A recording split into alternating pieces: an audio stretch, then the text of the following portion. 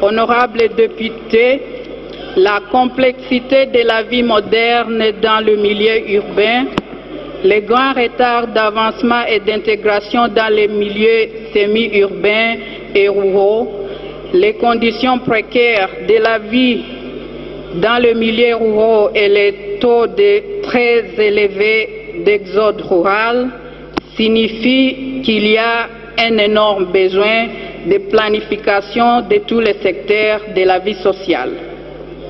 La planification devra être basée sur la statistique, les statistiques permettant ainsi la connaissance de nos besoins, les questions relatives au bien-être social, comme l'a souhaité le gouvernement dans son programme.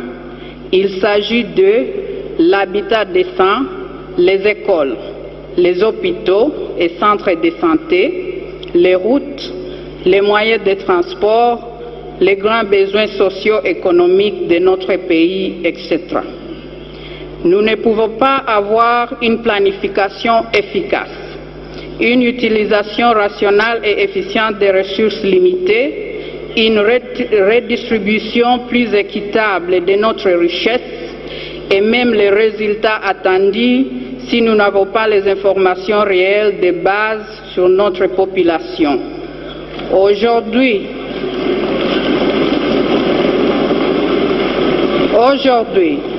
notre gouvernement travaille sur base d'estimations démographiques de notre population qui varie entre 60 et 70 millions d'habitants.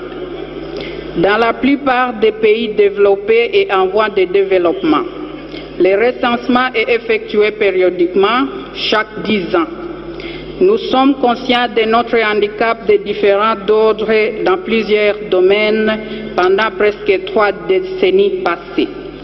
Et surtout, maintenant, les besoins de grands financements nécessaires pour l'accomplissement de cette énorme tâche.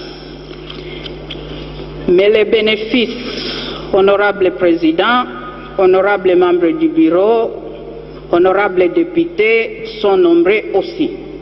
Le renouvellement des statistiques nationales contribuera à la connaissance de la fluctuation du taux de croissance de la population, les conditions réelles de l'habitat, la situation éducationnelle et sanitaire de notre peuple qui nous permettra de planifier sur base des connaissances des causes.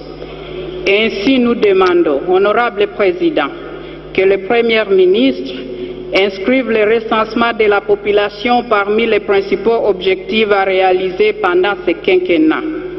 En inscrivant ces points aujourd'hui, nous préparons et nous posons les jalons qui détermineront demain notre politique nationale du développement et une base de développement durable.